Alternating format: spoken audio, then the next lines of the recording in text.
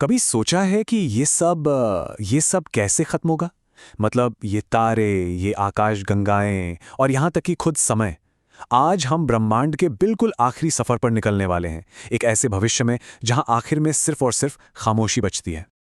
ये बात, बस यही बात आज के हमारे विश्लेषण का पूरा सार है। एक ऐसा एंड जिसमें कोई बड़ा धमाका नहीं होगा, बल्कि एक एक बहुत ही गहरी, कभी न खत्म होने वाली खामोशी होगी। सच कहूं तो ये ख्याल ही थोड़ा बेचैन करने वाला है ना। तो इस अंतिम खामोशी को समझने के लिए हमें सबसे पहले ये देखना होगा कि हमारा ब्रह्मांड आज किस हाल में है। क्योंकि कहते हैं ना, किसी भी कहानी का अंत उसकी शुरुआत में ही छिपा होता है। देखिए, आज से लगभग 13.8 अरब साल पहले बिग बैंग हुआ था और तब से यह ब्रह्मांड लगातार फैल रहा है। ये रुका नहीं है। स्पेस का हर कोना, हर हिस्सा खिंच रहा है और इसी वजह से सारी आकाशगंगाएं एक दूसरे से दूर और दूर होती जा रही हैं। और यही फैलाव, यही हमारे ब्रह्मांड के अंत की कहानी लिखेगा। तो सवाल ये है कि इस अंतहीन फैलाव का नतीजा क्या होगा? विज्ञान हमें इसके 4 अलग-अलग अंत बताता है। चलिए देखते हैं कि इनमें से कौन सा अंत हमारे ब्रह्मांड के लिए सबसे ज्यादा मुमकिन है। तो ये है 4 थ्योरीज। इनमें से पहली 2, बिग क्रंच और बिग रिप, इनकी संभावना अब ना के बराबर मानी जाती है। क्योंकि हमारा ब्रह्मांड धीमा नहीं हो रहा, बल्कि और तेजी से फैल रहा है, तो बिग क्रंच तो हो नहीं सकता। और बिग रिप के लिए जो शर्तें चाहिए वो भी दिख नहीं रही। तो असली मुकाबला बस 2 के बीच है, बिग फ्रीज और हीट डेथ।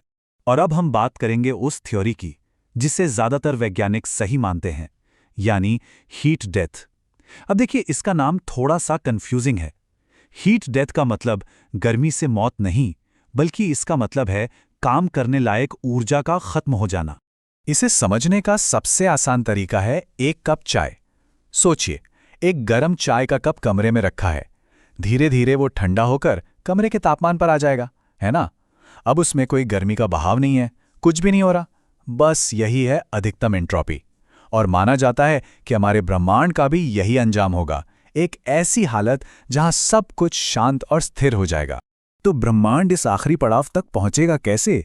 क्या ये सब एक झटके में होगा? नहीं, बिल्कुल नहीं।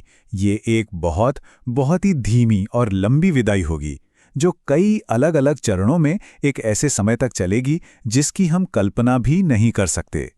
ये एक एक करके होगा। सबसे पहले सारे तारे अपना ईंधन जलाकर बुझ जाएंगे, आकाशगंगाएं अंधेरी हो जाएंगी। फिर खरबों सालों तक सिर्फ ब्लैक होल्स का राज होगा। और फिर एक बेहद बेहद लंबे समय के बाद वो भी हॉकिंग रेडिएशन से धीरे धीरे खत्म हो जाएंगे। और आखिर में सिर्फ एक ठंडा, अंधेरा, खालीपन बचेगा। ये जो नंबर है ना, इनको समझना लगभग नामुमकिन है। हमारी पूरी सभ्यता ही कुछ हजार साल पुरानी है। ब्रह्मांड खुद 13.8 अरब साल का है, लेकिन आखिरी ब्लैक होल को खत्म होने में जो वक्त लगेगा, वो तो हमारी सोच से भी परे है। ये समय का एक ऐसा पैमाना है जिसे हमारा दिमाग समझ ही नहीं सकता। बस एक पल के लिए इस नंबर को देखिए, 1 के आगे 100 शून्य। इतने सालों के बाद ब्रह्मांड की आखिरी सबसे बड़ी चीज भी खत्म हो जाएगी, और बस यही होगी ब्रह्मांड की वो अंतिम खामोशी। और यहां पर एक बहुत गहरा सवाल उठता है। देखिए, समय का मतलब ही बदलाव से है, एक पल से दूसरे पल के बीच का फर्क। लेकिन सोचिए, जब कुछ बदलेगा ही नहीं, जब सब कुछ पूरी तरह ठहर जाएगा, तो क्या तब भी समय का कोई मतलब बचेगा? शायद नहीं। तो चलिए ब्रह्मांड के इस विशाल और अंतिम भविष्य से अब वापस अपने छोटे से वजूद पर आते हैं। अगर आखिर में सब कुछ खामोशी हो जाना है, तो फिर हमारे इस पल का, हमारी जिंदगी का क्या मतलब है? ये एक ऐसा सवाल है जो सब कुछ बदल देता है। ब्रह्मांड की उम्र के सामने हमारा होना एक पलक झपकने जैसा है, बस इतना सा। लेकिन ये पल बहुत कीमती है। इस विशाल ब्रह्मांड में तारे और ग्रह तो बहुत आम हो सकते हैं, लेकिन चेतना, यानी कि ब्रह्मांड को देखने, उसे समझने और उस पर हैरान होने की ये जो हमारी काबिलियत है, ये शायद सबसे अनोखी, सबसे दुर्लभ चीज है। और आखिर में ये विश्लेषण हमें बस एक सवाल के साथ छोड़ जाता है। अगर इस पूरी कहानी का अंत एक गहरी, अनंत खामोशी ही है, तो उस खामोशी से ठीक पहले रोशनी की ये जो एक छोटी सी चमक है, यानी कि हमारा अस्तित्व, इसकी क्या कीमत है, इसका क्या महत्व है?